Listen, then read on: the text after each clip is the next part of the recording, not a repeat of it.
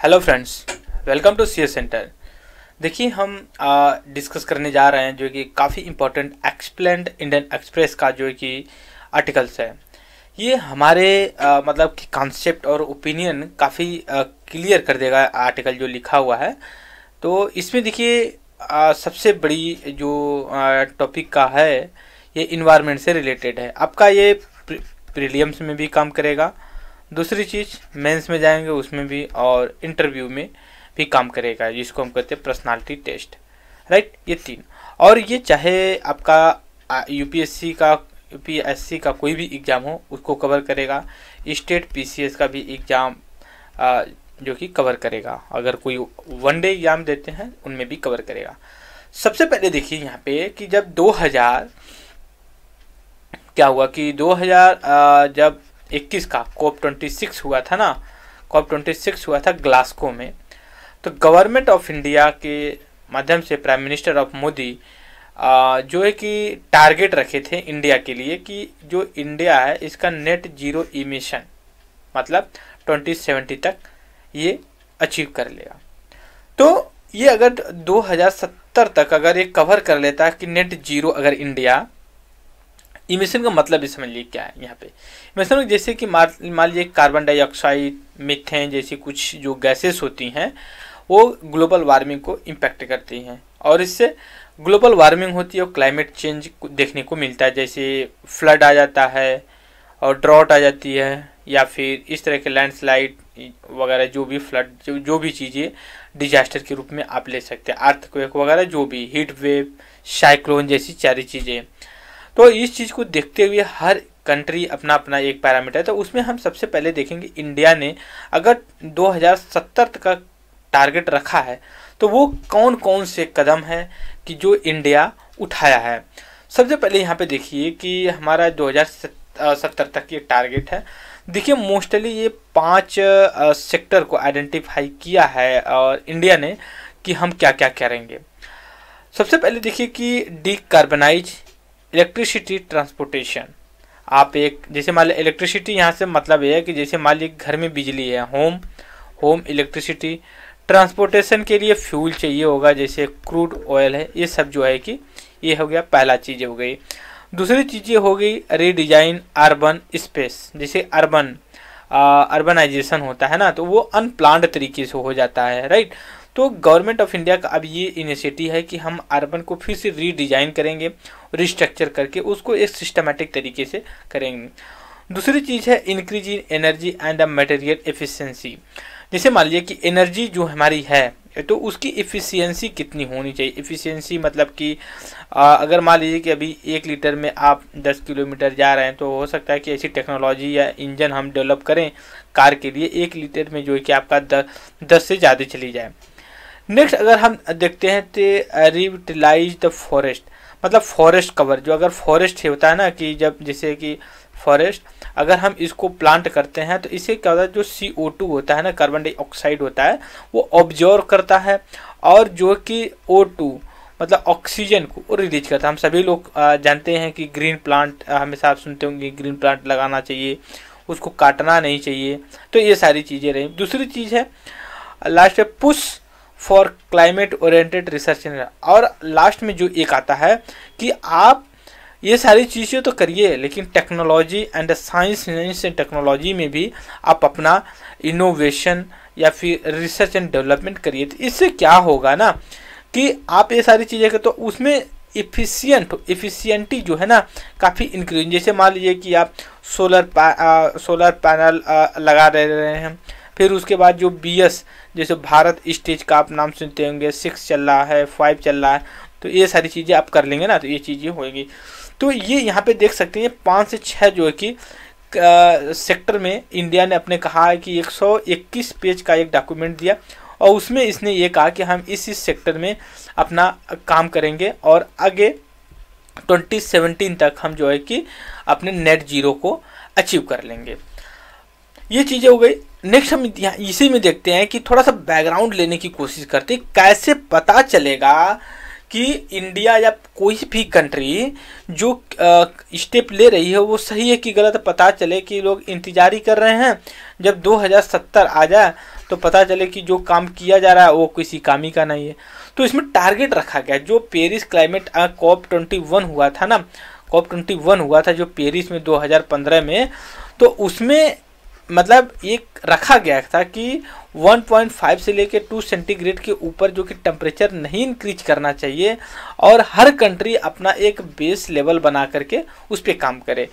तो यहाँ से दो तरह की कॉन्सेप्ट निकल करके, एक तो शॉर्ट टर्म में निकल करके आया, दो तरह की, एक पहला यहाँ देखिए शॉर्ट टर्म में निकल करके आया, और दूसरा जो कि अनदर लॉन्ग टर्म में निकल करके आया। जो शॉर्ट टर्म में निकल करके आया ना, मतलब ये 5 साल, मतलब आप 5 साल में, जैसे मान लीजिए कि आज है 2022 चल रही है, मतलब 2022 खत्म हुई, 23 से लेकर के आने वाले 2028 तक आपने जो जो काम किए ना 5-5 साल में, आप इसको सबमिट करते रहिए, राइट।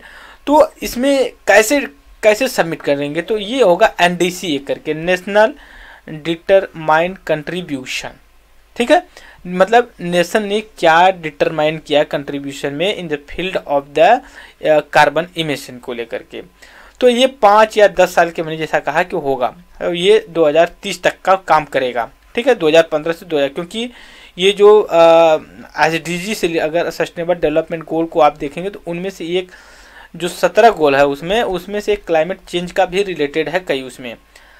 दूसरी आते जो डेवलप्ड कंट्री हैं उनको ये टारगेट रखा है, वो सबसे पहले जो कि अपना करे 2023 तक 2025 के ड्यू के, ये चीज़ें रही। दूसरी चीज़ है, इंडिया ने जो प्रॉमिस किया है NDC नेशनल डिटरमाइंड कंट्रीब्यूशन में, जो प्रॉमिस किया है कि 2030 तक, ठीक है, 45% ये इमिशन को रिड्यूस करेगा। 45, जैसे मान लिया कि अभी क्या है कि 100 यूनिट कर रहा है, तो ये 50 तक कर देगा, और 55 जो कि जनरेट कर 45 कम कर देगा। और इसका बेस लेवल कब से माना जाएगा, 2005 के बेस लेवल। जैसे मान लिए कि 2005 में 100 यूनिट करता था, और 2030 तक जो है कि आपका इसके बेस के हिसाब से 45% कम करेगा। और उसके बाद जो है कि 50% रिन्यूएबल एनर्जी जो कि इलेक्ट्रिसिटी जनरेट करेगा। फिर उसके बाद ये क्या करेगा, कार्बन सिंक और फॉरेस्ट थ्रू, मतलब जो कि कार्बन, जैसे हमने कहा ना कि CO2 को ऑब्जर्व करता है जो कि फॉरेस्ट, और जो है कि फॉरेस्ट हम लगाएंगे तो उसके थ्रू जो कि ये डिक्रीज होगा। तो ये इंडिया का टारगेट है। अगर आपसे यहाँ पे अब तक के जो हमने पढ़ा उसमें क्वेश्चंस क्या है कि पेरिस क्लाइमेट एग्रीमेंट क्या है, कब उसको लाया गया, इंडिया कौन कौन से स्टेप लिए हैं कि आप उसको हम इस हिसाब से करेंगे, NDC क्या है, NDC किस तरह से काम करती है, NDC के हिसाब से इंडिया क्या टारगेट है। अब हम आते हैं कि अपार्ट फ्रॉम NDC और पेरिस एग्रीमेंट से लेकर के हैं, तो इसमें देखिए अलग अलग रिडक्शन को लेकर के शॉर्ट टर्म लॉन्ग टर्म के लिए, लॉन्ग टर्म में जैसे रिसर्च एंड डेवलपमेंट को लेकर के है। दूसरी चीज़ है, जब ग्लासगो में आते हैं, ग्लासगो जब 2023 का कॉन्फ्रेंस हुआ तो उसमें नेट जीरो को लेकर के सारी चीज़ें की गई थी, डेवलप और डेवलपिंग कंट्री को लेकर के। तो क्या क्या टारगेट होगा, जैसे जो डेवलप कंट्री हैं तो वो 2050 तक है कि अपना नेट जीरो कर लेंगी, और जो चाइना है उसका टारगेट जो कि 2060 है, लेकिन इंडिया का क्या 70 है, 2070 में जो कि नेट जीरो कर लेगा अचीवमेंट। कैसे करेगा, ये जो हमने ऊपर यहाँ पे देख लेते हैं, यहाँ पे हमने जो ये 5 से 6 जो लाइन हमने डिस्कस किया है यहाँ से थ्रू कर लेगा। अब देखते हैं इंडिया का स्ट्रेटेजी क्या है। स्ट्रेटेजी हमने यही बताया, जो ये बताया ना यहाँ पे, जो ये 4 से कि डीकार्बनाइज इलेक्ट्रिसिटी ट्रांसपोर्टेशन को रीडिजाइन अर्बन प्लेस, तो उसको करेंगे तो उस हिसाब से करेंगे। सबसे बड़ा जो चैलेंजेस आता है ना मतलब इंडिया के लिए, वो एनर्जी सेक्टर का है कि क्योंकि देखिए पॉपुलेशन तो इंक्रीज हो रही है, और इससे क्या एनर्जी की डिमांड इंक्रीज हो रही है, और डिमांड जो कि डोमेस्टिक और ट्रांसपोर्टेशन दोनों को कॉन्टेक्स्ट में जो कि ये इंक्रीज हो गई। तो ये इंडिया का है कि हम किसी न किसी तरह से इसको कम करने की कोशिश करेंगे। दूसरी चीज़ है, लॉन्ग टर्म के लिए जो किया गया है वो अभी तक क्लियर नहीं है। कुछ कंट्री मिड टर्म की भी मांग करते हैं, कुछ लोग जो है कि मिड टर्म गोल की भी सबमिशन दिए हैं, बट अभी उतना वो इफेक्टिव नहीं है। अब हम आते हैं इंडिया, जो कि ये काफ़ी क्लाइमेट चेंज में काफ़ी ज़्यादा रोल प्ले करता है, और वो रीजन भी है। और देखिए एग्रीकल्चर के लिए, एग्रीकल्चर जो है ना इंडिया कि समझ सकते हो कि ऑलमोस्ट 65% 60% जो है कि पॉपुलेशन उस पर डिपेंडेंट है। जीडीपी में काफ़ी 17-20% के आसपास इसका कंट्रीब्यूशन होता है, और दूसरी चीज़ ये है कि पॉपुलेशन जो है ना काफ़ी इस पर डिपेंडेंट है, और एग्रीकल्चर अगर फेल्ड हो जाता है तो इंडिया काफ़ी इकोनॉमिक काफ़ी डगमगा जाती है। तो ये जो एग्रीकल्चर है ना, तो एग्रीकल्चर इंडिया में जो होता है उसमें मोस्टली जो कि आप पैडी जो धान की खेती होती है ना उसमें ज़्यादा एरिया में कवर होती है। जैसे आप पूरा नॉर्थ इंडिया का पार्ट ले लीजिए, मोस्टली जो गंजेटिक प्लेन वाला है, फिर उसके बाद ईस्टर्न इंडिया का पार्ट जो Tamil Nadu, Andhra Pradesh, Andhra, Orissa, Paschim Bangal, mostly north eastern India भी जो है कि वो पैडी की कर लिया। तो उससे क्या होता है कि जो स्टैग्नेंट वाटर, जैसे मान लीजिए कि हम इतना बड़ा लैंड एरिया है और यहाँ पे प्लांट हम कर दिए, ठीक है, प्लांट के, तो इसमें वाटर को ना स्टोर करके रखा जाता है कि उसको सूखा ना पड़े, उसको प्रॉपर तरीके से वाटर, तो इसमें से मीथेन जनरेट होती है, ठीक है। तो ये बात आती है कि जब क्लाइमेट चेंज की बात आती है तो जो डेवलप्ड कंट्री या वेस्टर्न कंट्री ना वो हमेशा इसी बात को इम्फेसिस करते हैं कि आप तो कह रहे हो हमें कि हम इंडस्ट्रियलाइजेशन से जो कि कार्बन इमिशन कर रहे हैं, लेकिन आप भी तो मीथेन जनरेट, देखिए ये सेकेंड, ठीक है, सेकेंड मतलब ऐसी गैस है, दूसरी गैस है कार्बन डाइऑक्साइड के बाद कि जो कि ग्लोबल वार्मिंग या क्लाइमेट चेंज को इम्पैक्ट करती है, राइट। और ये लॉन्ग टर्म तक स्टैग्नेट रहती है इन्वायरमेंट में, हमारे एटमॉस्फेयर में। तो ये बात हुई एग्रीकल्चर से, काफ़ी एक एग्रीकल्चर को नहीं रिकग्नाइज किया, और यही एक रीज़न रहा है कि जब 2023 में एक आया हुआ था एग्रीकल्चर को लेकर के कि नहीं हुआ, और दूसरी चीज़ ये भी आया हुआ था इस साल भी कार्बन बॉर्डरिंग टैक्स को लेकर के हमने डिस्कस किया था। तो ये सारी चीज़ें इनडायरेक्टली डायरेक्टली जो है कि ना एग्रीकल्चर पे कहीं ना कहीं इन्फ्लुएंस करती है। दूसरी चीज़ आ जाती है जो मीथेन है, एक तो पैडी से निकल करके आती है, और दूसरा जो मतलब मीथेन का इमिशन का जो कि सबसे सोर्स है ना वो कैटल, जब कैटल ब्लीचिंग करते हैं, मतलब अगर मान लीजिए कि अगर आपके पास कोई कैटल है, उसको अगर चारा डाल दिए खा लिया तो वो बैठता है, तो जब वो जुगाली करता है, जब अपना मुंह में वो घुमाता, आप देखे होंगे कभी, तो उसको वही ब्लीचिंग ऑफ द कैटल, मतलब उसको जुगाली बोलते हैं एनिमल्स का, वो डाइजेशन का प्रोसेस, तो उससे भी क्या होता है ना मीथेन जनरेट होती है, राइट।